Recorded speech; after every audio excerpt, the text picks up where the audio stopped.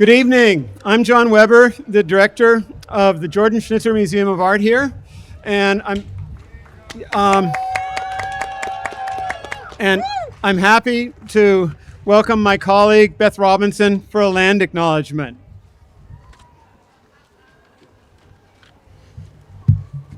Hello, everyone. I'm excited to celebrate this event with you. My English name is Beth Robinson, and I'm the paper conservator here at the JSMA. My Lenape name is Apakamux Asasa Anahi. I am a child of the grandfather people. The traditional homelands of the Lenape people extend from what is the Manhattan Islands to the state of Delaware, Naniok. The Lenape people were the first tribes to have contact with the Europeans. We shared corn, and we fought in the Revolutionary War. My southern relatives were forcibly removed to the Virginias and Oklahoma, while my great-grandfather was placed in the Carlisle Indian Industrial School in Pennsylvania. There they took his name, cut his hair, and silenced his language. Oregon still has one functioning residential school in Salem to this day. The University of Oregon is located on Kalapuya Lyllye, the traditional indigenous homeland of the Kalapuya people. Following treaties between 1851 and 1855, the Kalapuya people were dispossessed of their indigenous homeland by the United States government and forcibly removed to the coastal reservation in western Oregon.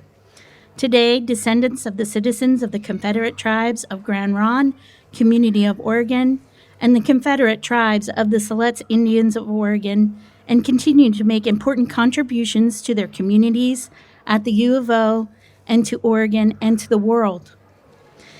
In following the Indigenous protocol of acknowledging the original peoples of the land we occupy, we also extend our respect to the 9 federally recognized tribal nations of Oregon. This includes the Burns Paiute tribe, the Confederate tribes of Coos, Lower Umpqua, and Siuslaw Indians, the Confederate tribes of the Grand Ronde Community of Oregon, and the Confederate tribes of Siletz Indians of Oregon, the Confederate tribes of the Umatilla Indian Reservation, and the Confederate tribes of Warm Springs, the Coquille Indian tribe, the Cow Creek Band of Umpqua tribes of Indians, and the Kalama tribes. We express our respect to the many tribes who have ancestral connections to this territory, as well as to all other displaced indigenous peoples who call Oregon their home. Thank you. Thank you. Thank you. Beautiful. And now it's my great pleasure to introduce Jordan Schnitzer.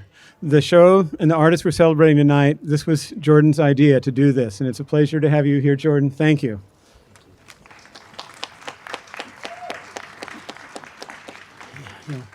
Martin Luther King had a dream, and I've had a dream.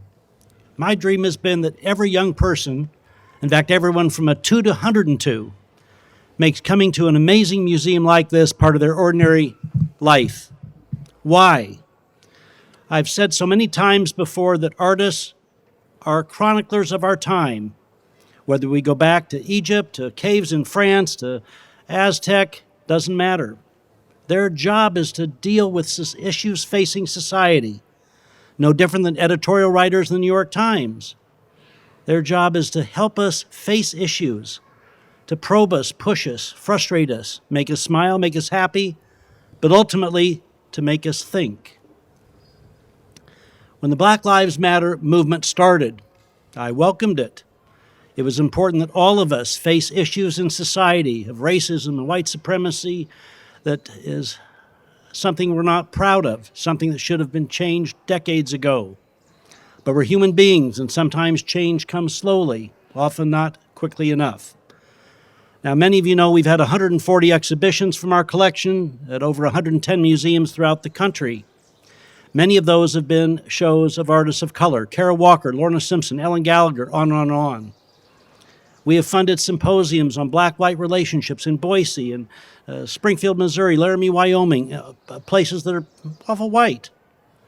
So these themes were not new to us, but just because we've been dealing with those issues in our art program doesn't mean that each of us don't need to reflect on our own values. So when the protest started in Portland and across the country, I welcome the fact that this was elevating the consciousness of issues that should have been dealt with years ago. At the same time, I was frustrated that the protests in the street were good, but I didn't see enough dialogue happening. So for me, it was only natural to reach out to artists and ask them for their help. So we approached John Weber, we approached Ryan Hardesty at the Washington State Jordan Schnitzer Museum of Art, and Marianne at the Portland State Jordan Schnitzer Museum of Art. And we created $50,000 for each museum for 20 $2,500 artist grants for artists of any race, gender, color, whatever, but to focus on Black Lives Matter. For those of you that have already been upstairs, I'm sure you would join me in saying that I was absolutely blown away by the quality of the art, the amazing work that's done upstairs, and I can only imagine the anguish the jury had, which I was not part of, luckily, in choosing the 21 winners that they chose. Each one spoke to me in different ways and collectively was just wonderfully overwhelming. So it's to all of you artists, many of whom are here, that I want to thank you for reaching into your heart and soul and ripping open your guts and helping us deal with these issues. And again, to John Weber, the staff at the museum, Mike Schill isn't here today, but Patrick Phillips is, the provost, who's such a supporter of the arts, and everyone that's involved with this museum. Thank you for helping continue to have this museum be a beacon of art, creativity, thought on this amazing campus. Thank you.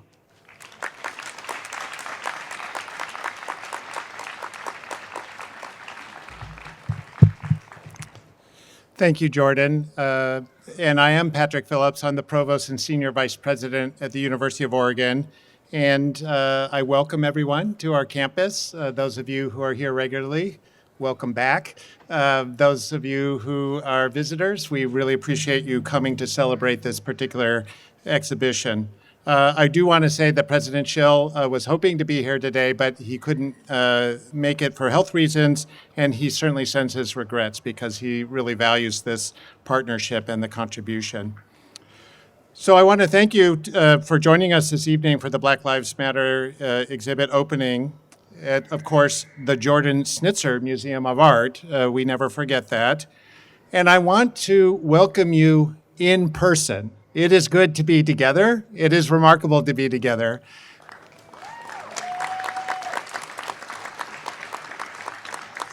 And of course, we recognize it's good to be together, just those of us who are social enough to get energy from that. But for this event, it is good to be together because only together can we bear proper witness to our values. And so I really appreciate not only your attendance, but also your participation in this exhibit. So it's a teaching museum. The space and resources for the museum are used for teaching purposes, and especially in terms of identifying and discussing different forms of ideas and forms of expression. So I think that this new grant program that Jordan helped fund really exemplifies that because it highlights the role that the JSMA can play in an academic university in terms of facilitating and fomenting that kind of representation and the discussion. It also, for me personally, this is a priority for me as provost, it helps exemplify our role as a public university to bring these conversations out into the world, to give them space for them to exist and to support their efforts, and not to least to highlight that arts have an important role to play in modern society. So I, of course, want to thank Jordan for creating this program and for everything that he does to help support the artists, and especially this is a great program as they each face the challenges of the past year, which we, of course, do not need to revisit. So I also want to thank the artists for their contributions. You are making a great contribution to the university, to the museum, and to the world. Thank you for sharing your work. It could not have been easy. When I look at many of the pieces, it is heartfelt and it is impactful. So many of you have deep ties to our community and to the University of Oregon, and several alumni and current students are recipients, and we're very, very proud of you and the work that you've done. So as a university and a community, and certainly as a nation, we need to always recognize and address systemic racism. It's, as Jordan pointed out, obviously, it's plagued our society for generations. We will not shrink from that examination. The University of Oregon is committed to doing our part to help end racism and to foster diversity, equity, and inclusion. And part of this anti-racism work, of course, needs to focus on education and expression, sharing different points of view, listening and learning. That is the role of a university.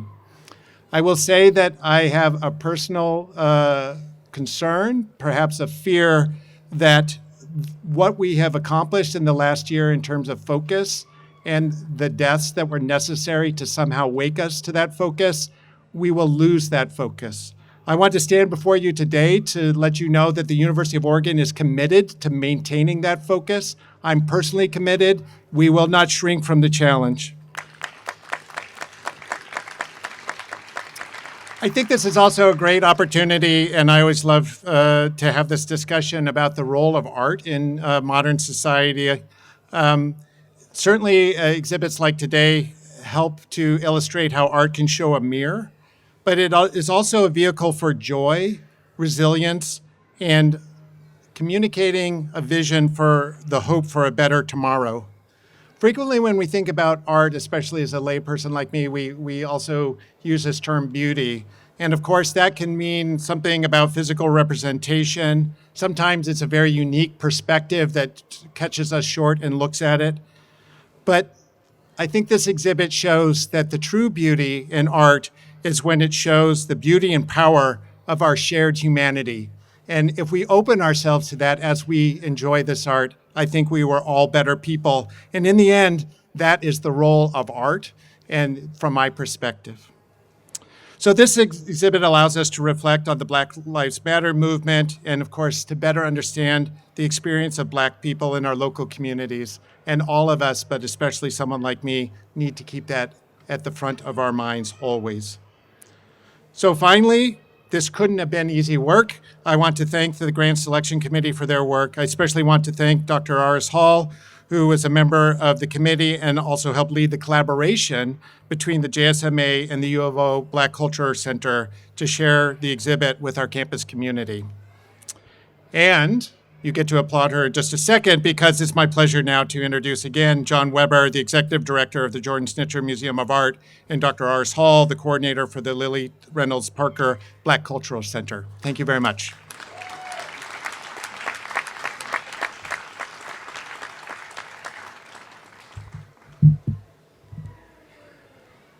Hello and welcome to the opening of the Black Lives Matter Artist Grant exhibition here at the Jordan Schnitzer Museum of Art in the collaboration with the Lyllye Reynolds-Parker Black Cultural Center. My name is Dr. Aris Hall, and I am the coordinator for the Black Cultural Center here at UO. Today we commemorate the hard work, dedication, and artistry of the artists that were selected by myself and four of my amazing UO colleagues: Dean Sabrina Madison Cannon, Jovencio de La Paz, Jamar Bean, and of course, John Weber. To Mr. Jordan Schnitzer and the Harold and Arlene Schnitzer Care Foundation, thank you for their generous gift and commitment to this movement and furthering Black artists and other artists who have expressed their artistry through this integral time in U.S. history. To John, Debbie, and the rest of the wonderful JSMA team, thank you for your partnership in curating such a beautiful, heartfelt exhibition. Last year, in the height of a global pandemic, the oppressive and racialized society in which we live was publicized throughout the media with the murders of Ahmaud Arbery, Breonna Taylor, and George Floyd back to back. And these are just a few of the names that we know about. There are so many more individuals, Black and brown, that have lost their lives to racial injustices that go back more than 500 years. Our selected artists display pain, rage, pride, and awareness through various mediums as they confront the racial injustices that our country oftentimes ignores. For our guests here today, let this exhibition be a call to action, to no longer be silent, ignore, nor forget about the racial injustices in which the Black and brown lives face each and every day in the U.S. and around the world. Reflect and meditate on the pieces of art displayed by some upcoming, new, and seasoned artists. Black Lives Matter is not just a moment, it's a movement. Thank you. Thank you. Congratulations. It's amazing. Thank you. Thank you, Eris, and thank you, Patrick. A big thank you to everyone who turned out tonight. It is great to see you all here. It's really like a miracle. This is the museum's first public gathering since March of 2020, 17 months of endless Zoom. And it's so great to be here to celebrate the artists in the Black Lives Matter Artist Grant Program and all of the shows that are on view at the museum today. Throughout our galleries, there are amazing works of art everywhere, and it's just a pleasure to share them with you. I also want to point out the lawn signs by artist Carrie Mae Weems, internationally known, born in Portland. Please take one with you. This is part of her COVID Resist COVID Take 6 project, so grab one, take it along, especially the one that says the vaccine is our best shot. We need to keep going with that so we can keep doing this. So thank you, Dr. Eris Hall and the Lyllye Reynolds-Parker Black Cultural Center for collaborating with the museum on this grant program and ultimately this show. It's been great to work together, and I hope it will be the first of many joint projects between us. I also want to thank our grant panel, too. Thank you, Jamar Bean. I think you're out there somewhere, program advisor to the UO Multicultural Center. Thank you, Jovencio de la Paz. I think somewhere also in the crowd here. Okay, right over there. Okay. And thanks in absentia to Sabrina Madison Cannon, UO's Dean of Music and Dance, who could not be here today. So great to work with all of you in selecting the artists for the grant and for the show.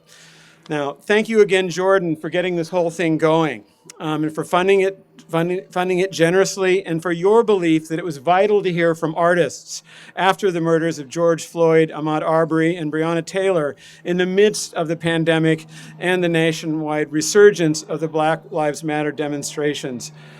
It was about a year ago and maybe a few weeks that Jordan called me to say, I want to do this program. And I took a deep sort of breath and said, okay. We talked a lot about how it could go and shape. And first call after that was to get in touch with Eris. And here we are about, a year and several weeks later. And it's sort of amazing. We look forward to seeing the Black Lives Matter shows at Portland State University and at WSU later in this academic year. I want to say a huge thank you to the JSMA staff who worked in this project, including our installation crew who make the work look so good on the galleries, Joey Capadona, Mark O'Hara, and Beth Robinson, who spoke earlier. A huge thanks to Debbie Williamson-Smith for taking the lead in tonight's opening. A huge enterprise, and thank you for working with Shanae Joyce Stringer to make this event look so good. Shanae, where are you? She's in purple and looks amazing. Thank you for the caterers from Soul Fusion, for the food that's going to be ready here any second or is. Eating together, sharing food, breaking bread together is at the heart of community building, and we thank you for helping to make that happen tonight. I also want to recognize and thank NAACP Executive Director Eric Richardson for his insights on public programs coming later in the year for the show, and let everybody know that he's going to be playing a jazz set with Paul Cesar, and I hope I'm pronouncing that right, once our comments are done. Thanks to DJ Ant for setting the mood today, and thanks to Sean Goddard for the Black is Beautiful display on the lawn out there, too. Finally, Thanks to Carrie Pargeter from the JSMA to make sure that all of our collaborators got paid. Always important. Now, finally, and most importantly, I thank the artists for their work, your insights, your commitment, and your courage. I thank you for your voices, for bringing your voices to the museum, to the public, to the world. We live in a very fast age of instant messaging and social media saturation, but art making is slow. It takes time and reflection. There are false starts, dead ends, and often a lot of self-doubt along the way. You're putting yourself on the line, going out on a limb, taking risks. And when you're dealing with the issues and questions inherent in these exhibitions, questions of race, questions of identity, more than 400 years of injustice, pain, and the long, ugly history of white supremacy in this country, and so much more, that raises the stakes exponentially.